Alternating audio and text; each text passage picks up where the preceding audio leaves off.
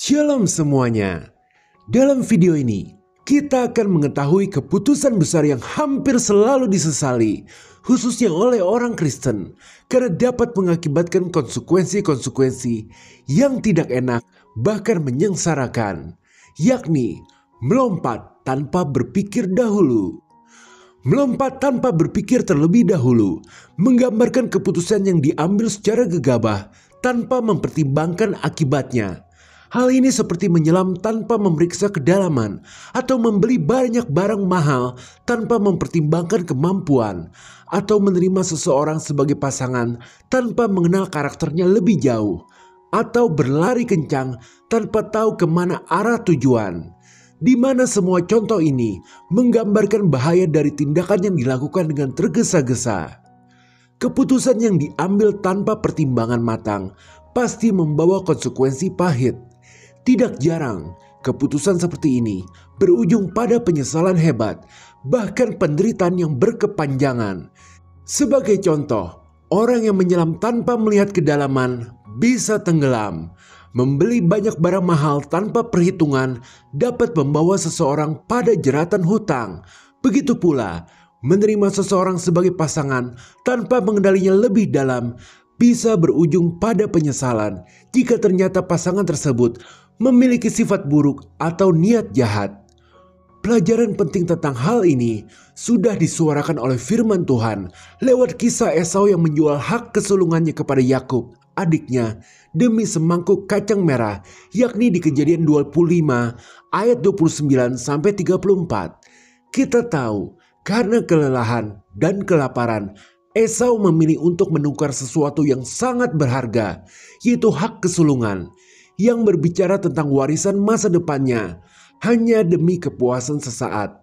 Keputusan itu akhirnya membawa penyesalan mendalam bagi Esau. Kita baca dalam Ibrani 12 ayat 16-17. Janganlah ada orang yang menjadi cabul atau yang mempunyai nafsu yang rendah seperti Esau, yang menjual hak kesulungannya untuk sepiring makanan. Sebab kamu tahu bahwa kemudian ketika ia hendak menerima berkat itu, ia ditolak, sebab ia tidak beroleh kesempatan untuk memperbaiki kesalahannya, sekalipun ia mencarinya dengan mencucurkan air mata. Perhatikan dengan benar frasa, ia tidak beroleh kesempatan untuk memperbaiki kesalahannya, sekalipun ia mencarinya dengan mencucurkan air mata. Mengapa Tuhan tidak mengampuni Esau? Karena sejatinya, sejak semula, Tuhan telah menetapkan Abraham sebagai garis keturunan yang akan membawa Mesias, penyelamat umat manusia, yaitu Tuhan Yesus Kristus. Garis keturunan ini merupakan janji yang sangat kudus dan berharga, sebuah kehormatan yang luar biasa, dan garis keturunan ini akan disebut sebagai bangsa pilihan Tuhan. Namun, apa yang dilakukan Esau menjadi sebuah kesalahan yang fatal. Ia menukar hak kesulungan yang mengandung janji ilahi tersebut hanya demi semangkuk kacang merah. Sehingga berkat besar dari Tuhan yang mencakup warisan rohani dan menjadi bagian dari garis keturunan Tuhan Yesus jatuh kepada Yakub. Maka sekarang kita bisa sedikit membayangkan rasa penyesalan Esau. Tiada hal yang bisa dia perbaiki, bahkan mencucurkan air mata tetap tidak berguna. Keturunan Yakub tetap ada, disebut sebagai Israel di zaman sekarang. Sedangkan Esau, kita tahu keturunannya adalah bangsa Edom, telah musnah. Kisah Esau menjual kesulungan layak disebut sebagai lambang penyesalan sejati, sebagai peringatan bagi kita dalam mengambil keputusan hidup. Meskipun berbeda dengan Esau, di mana selama kita masih bernafas, Tuhan akan selalu mau menerima pertobatan kita. Namun, sama seperti kasus Daud dan Batsheba, walau sudah diampuni, Daud tetap harus mengalami konsekuensi dari keputusannya mengambil Batsheba yang sangat salah itu. Jadi kita pun tidak terbebas dari segala konsekuensi akibat kesalahan. Oleh karena itu, inilah dua hal yang harus Anda ingat selalu dalam menjalani hidup yang setiap saat adalah tentang mengambil keputusan. Pertama, intuisi adalah lawan dari tindakan impulsif.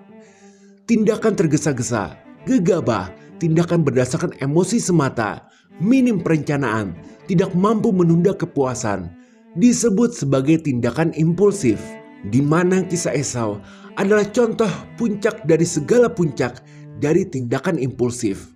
Ada juga Raja Saul yang layak Anda baca di 1 Samuel 13 ayat 8-14, di mana karena menghadapi tekanan dan ketidaksabaran mengambil perannya Nabi Samuel, yakni Saul sendiri, jadinya yang mempersembahkan korban, di mana itu merupakan peran Samuel.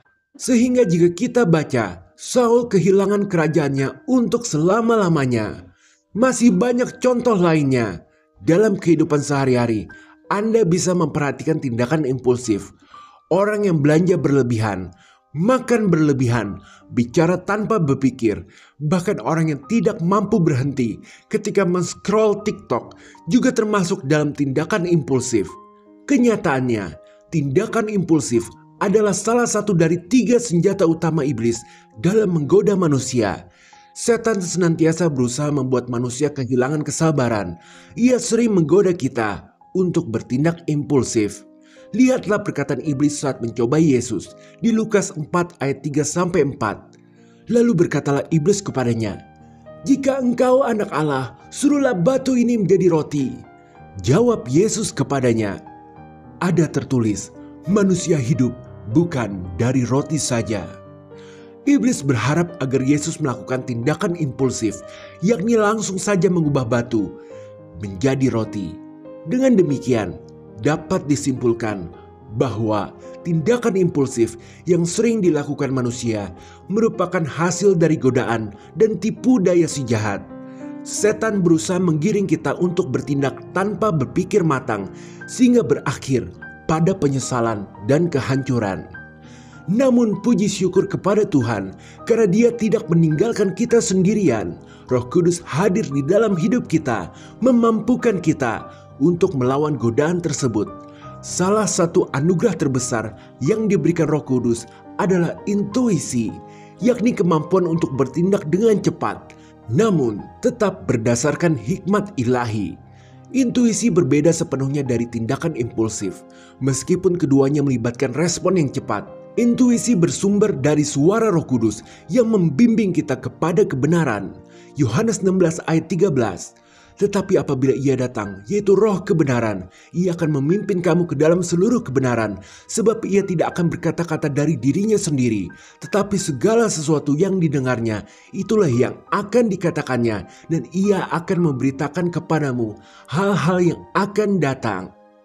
Jadi tindakan yang lahir dari intuisi didasari oleh kebijaksanaan dan kehendak Tuhan, sehingga menghasilkan keputusan yang membawa keberhasilan, damai sejahtera, dan sukacita.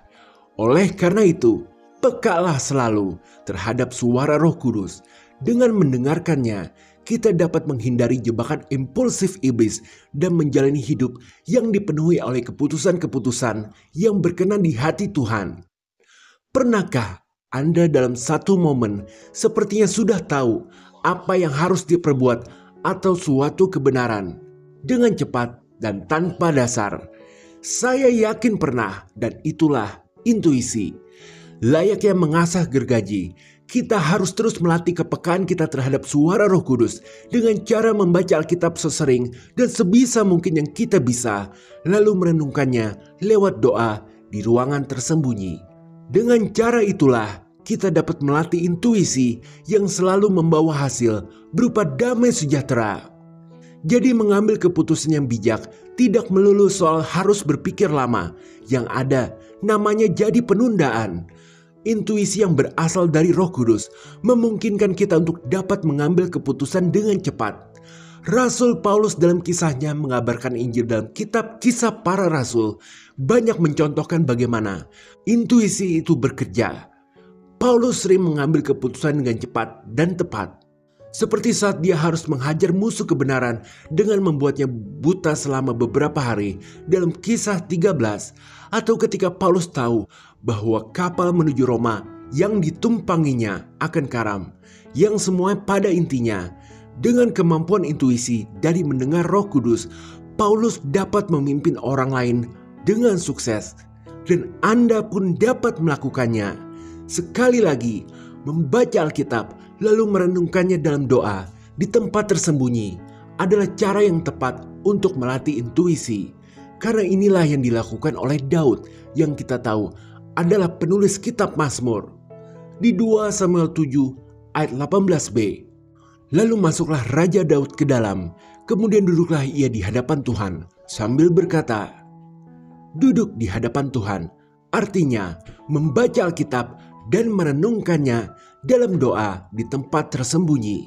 Maka Yakobus 1 ayat 5, tetapi apabila di antara kamu ada yang kekurangan hikmat, hendaklah ia memintanya kepada Allah yang memberikan kepada semua orang dengan murah hati dan dengan tidak membangkit-bangkit, maka hal itu akan diberikan kepadanya.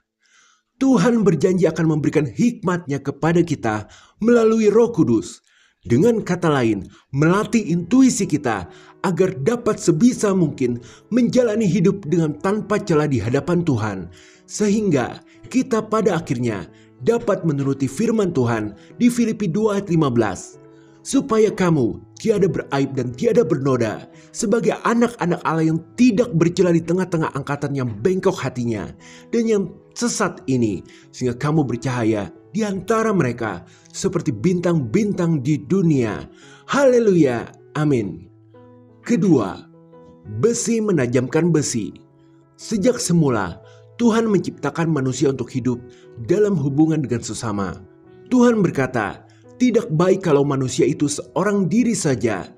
Hal ini menunjukkan bahwa manusia dirancang untuk saling membutuhkan dan bekerja sama, termasuk dalam menerima nasihat dan pertimbangan untuk mengambil keputusan. Namun, tidak semua nasihat membawa kebaikan, karena ada nasihat yang membangun, tetapi ada juga yang justru menyesatkan. Kitab Mazmur dengan jelas mengingatkan kita untuk berhati-hati terhadap sumber nasihat yang kita dengarkan.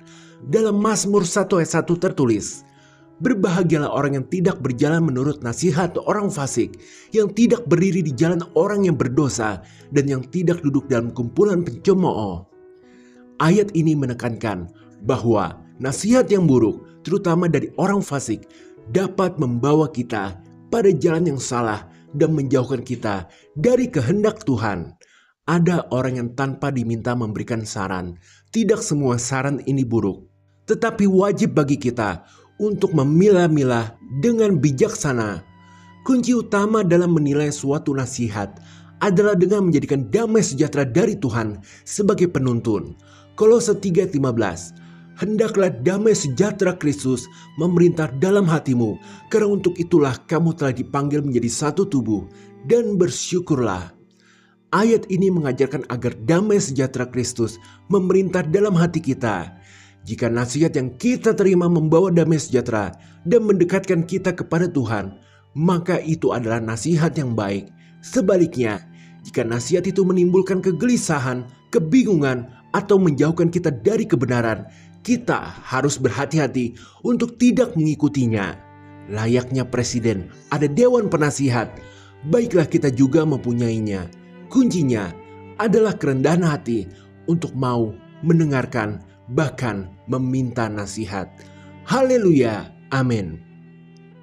Sebagai penutup, keputusan besar dapat menyebabkan penyesalan besar jika dibuat secara tergesa-gesa, impulsif, atau tanpa nasihat ilahi.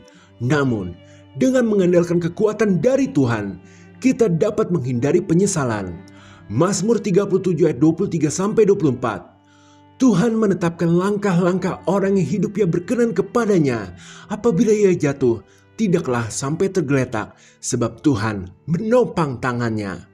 Percayalah selalu kepada Tuhan. Haleluya, amin. Jika berkenan, berikan like, share, komen, serta subscribe. Tuhan Yesus memberkati.